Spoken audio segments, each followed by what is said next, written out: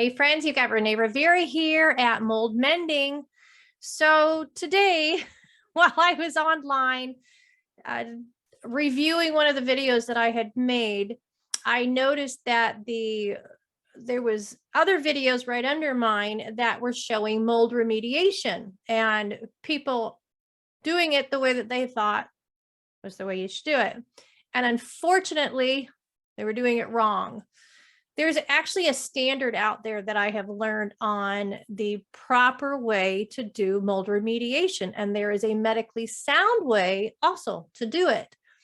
And when I had first started doing the research, I'm telling you, it is so crazy confusing because there is so much misinformation out there about mold remediation on YouTube, on the websites, on the internet. I'm telling you, even going to the hardware and looking for certain products, I will even run into people who have been contractors or former contractors, or they've fixed buildings and such, and they tell me, all you need is bleach. That's all you got to do. And they tell me their way that they were told how to do it. And I'm going to be honest, it's a pet peeve of mine now. Don't know if you've got any pet peeves, but for me, my pet peeve is the misinformation about mold. So I wanted to just bring to you a resource so that when you need to cross the bridge of your own mold remediation, most folks are going to run into some sort of water damage in their home or in their office or at their school. And there is a basic standard of what to follow so that the people who are dwelling in that place can remain well, and so that that building can also remain healthy. So I'm going to share screen with you to share with you this website. It is called the IICRC. So if you want to go online and find this, it's IICRC.org. This IICRC, what it stands for is the Institute of Inspection, Cleaning, and Restoration Certification. So why am I bringing this up? Because there's so much out there, and many of them make their way of remediation sound convincible. And then they even show you these videos of, like the one I saw today, which kind of riled up my anger. Somebody crawling in a crawl space. They're laying on top of a small piece of plastic. They've got garbage bags with them. And they say, just cut the insulation, throw the insulation in a bag. And while he's filming, you can see all these particles that he has just stirred up. And I'm telling you, it's just not only the particles from his insulation that have been stirred up, but he has just stirred up mold spores. And he's talking on the camera without proper protective gear that's protecting him. You can see even his skin on his arms.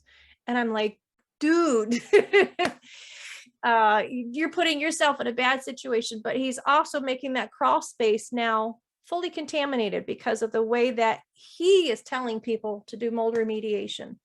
So little side note, when you're looking for somebody to do mold remediation, get them certified through the IICRC. So I am on their website now. I'm showing the screen at the IICRC.org. And you will see at the very top of the screen, towards the top of the screen, you can learn more about them. You can learn about their certifications. So those of you that are doing cleaning and restoration, you can be certified through this organization. This is a global organization with over 49,000 certified technicians and over 6,500 firms that follow this. Okay. And it's also an ANSI, an ANSI, an American National Standards Institute member. So what they are is they're an accredited standard developer of different standards out there. So in the middle of the page, you click the word standards. So I'm going to do that. I'm clicking the word standards, and there's actually a drop down menu. You can buy the standards. You can look at some of them. So I click on the one that says standards and field guides. You click on standards and field guides. it will give you a list of all the different ones that have already been published out there. And when we're talking about mold, you've got all sorts of things of how you're cleaning textile flooring and upholstery and water damage and mold, crime scene cleanup. So this is the standard for the professionals to follow. The standards serve to develop, I'm just going to read you what it says right here at the top, okay? The standards serve to develop common industry accepted language and terminology that enables us to more universally discuss concepts and procedures regarding cleaning, inspection, and restoration. The ANSI is a voluntary consensus standard, and unless mandated by law, compliance is voluntary. However, some have been adopted as code or regulation by local, state, or federal authorities. Of all the things that I've seen out there, this is the most detailed and the best medically sound advice that you can find for this mold remediation. Okay, so when you scroll down, you're going to find all these different standards, which I was mentioning. And the one we're talking about is mold remediation. So you'll find that one. It says ANSI IICRC S520 standard for professional mold remediation. And then the last that it has been, so 2015, they updated it and also published it. Now, this is just about mold remediation and the standards that should be followed by the professionals out there, as well as this is something when you see it online, it is not something that is for free. So you actually need to purchase it if you would like to learn all the details. Now, someone who purchased it, actually, they scanned it, and I'm going to that, the tchd.org document center view. So you're able to take a view of this standard, but this is the 03 edition that I'm showing you now online. But what I'm showing you is the different chapters in this standard procedure, okay? Now, when you are at the IICRC website, when you actually purchase the guide, I think it's like 70 pages, but what you get is the full standard guide as well as their supplemental reference guide, which is smaller. And it's copyrighted, so you're not able to make copies of it and distribute it to other people. You can verbally share it, but in order for people to have it in hand, that's an item that should be purchased.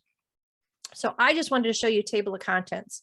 I'm not going to read to you all the details here, but here, table of contents of the mold standard for mold remediation. So it has both the standard guide and then the reference guide as well in with it of the S520.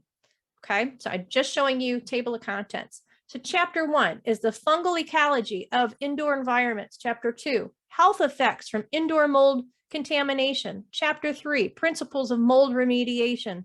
Hello, administrative procedures and insurance. That's chapter 4. Chapter 5, limitations, complexities, complications, and conflicts about mold. Chapter 6, inspection and preliminary determination. This needs to be done as part of your mold remediation. Chapter 7, structural remediation. Chapter 8, HVAC remediation. Chapter 9, contents remediation. Chapter 10, tools, equipment, and materials. Now, when I say contents remediation, that means the belongings within that building. Chapter 11, safety and health. Chapter 12, indoor environment professionals and assessments. The IEP is the person you have coming out first to assess the damage and the issue and how much mold is going on. Then they give you a plan. They walk through a plan of how the remediation should be done. Then you bring in your professional mold remediator. Both of these, the IEP, the environmental and the indoor environmental professional, as well as your mold remediation company, they both should have a certification of the IICRC. Okay, then Appendix A, mold remediation certificate authorities. Appendix B, suggested guidance for the selection and use of respiratory protection. Then your glossary, your sources, abbreviations, etc. But I just wanted to show you this so you get an idea of there are some details behind it. And I'm going to also tell you on a side note, nowhere in here does it say use bleach. And that is one misinformation piece that's out there.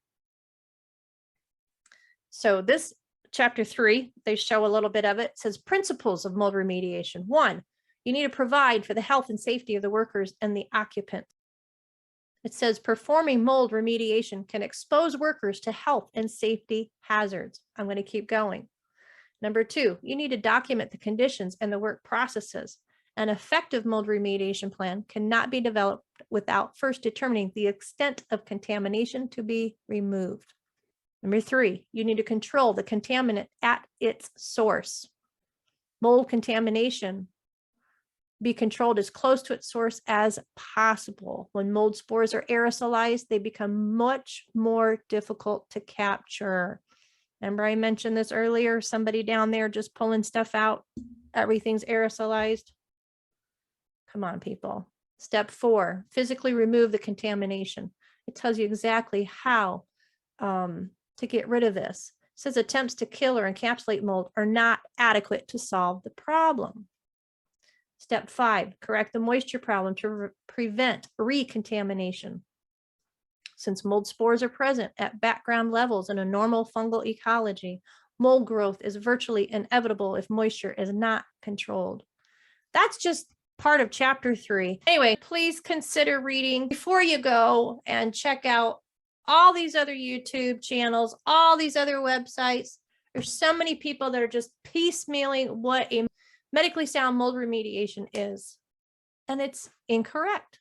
So when I share my information, I'm sharing it from the IICRC, the S520 standard guide and supplemental reference guide for mold remediation. It is the easiest to follow. Yes, it's long, but once you've gotten through it, I even highlighted the things so I knew what steps that we needed to make sure our people that did mold remediation, as well as ourselves that did a DIY one under the advice of a mold remediator because it was a smaller job.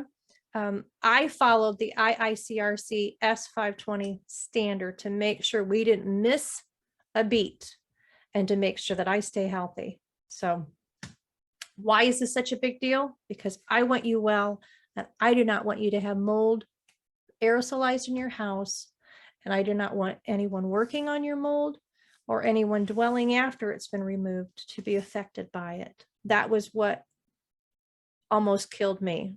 So I want to save others from having that issue. We can be well even while ill.